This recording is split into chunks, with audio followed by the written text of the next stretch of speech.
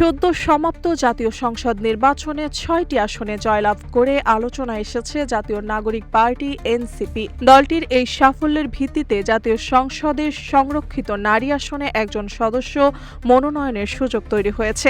আর সেই একটি আসন ঘিরেই দলটির ভেতর বাইরে শুরু হয়েছে ব্যাপক আলোচনা ও জল্পনা কল্পনা। দলীয় সূত্রে জানা গেছে, সংরক্ষিত নারী আসনের জন্য আলোচনায় রয়েছে একাধিক নেত্রী। তাদের মধ্যে আছেন নির্বাচন প্রচারণা কমিটির সেক্রেটারি মনিরা শারমিন, ঢাকা ১৯ আসনে শাপলাকলি প্রতীকে প্রতিদ্বন্দ্বিতা করা দিলাশানা পারুল, ঢাকা ২০ আসনে একই প্রতীকে নির্বাচন করা নাবিলা তাসনিদ এবং কেন্দ্রীয় কমিটির যুগ্ম সদস্য সচিব ডাক্তার মাহমুদা মিতু। প্রত্যেকেই দলের বিভিন্ন পর্যায়ে সক্রিয় ও আলোচিত মুখ হিসেবে পরিচিত।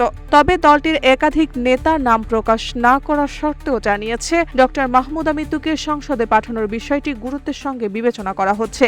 ঝালকাঠি ১ আসন থেকে নির্বাচনে অংশ নেওয়ার প্রস্তুতি থাকলেও জোটগত সিদ্ধান্তের তিনি প্রার্থিতা প্রত্যাহার করেন। সে সময় দলীয় শীর্ষ নেতৃত্বের পক্ষ থেকে তাকে সংরক্ষিত আসনে মনোনয়নের আশ্বাস দেওয়া হয়েছিল বলেও জানা গেছে। নির্বাচনী প্রচারণাকালে দেশের বিভিন্ন জেলায় জনসভা, পথসভা ও সাংগঠনিক কার্যক্রমে সক্রিয় অংশগ্রহণের মাধ্যমে তিনি দলীয় কর্মী সমর্থকদের কাছে গ্রহণযোগ্যতা অর্জন করেন। ফলে তার সম্ভাবনা নিয়েই এখন আলোচনা বেশি। এ বিষয়ে জানতে চাইলে এনসিপির মিডিয়া কমিটির প্রধান মাহবুব আলম বলেন, এখনো চূড়ান্ত সিদ্ধান্ত হয়নি। আনুষ্ঠানিক ঘোষণা এলেই বিষয়টি পরিষ্কার হবে। বর্তমানে ডাক্তার মাহমুদা মিতু কেন্দ্রীয় কমিটির যুগ্ম সদস্য সচিব হিসেবে দায়িত্ব পালন করছেন।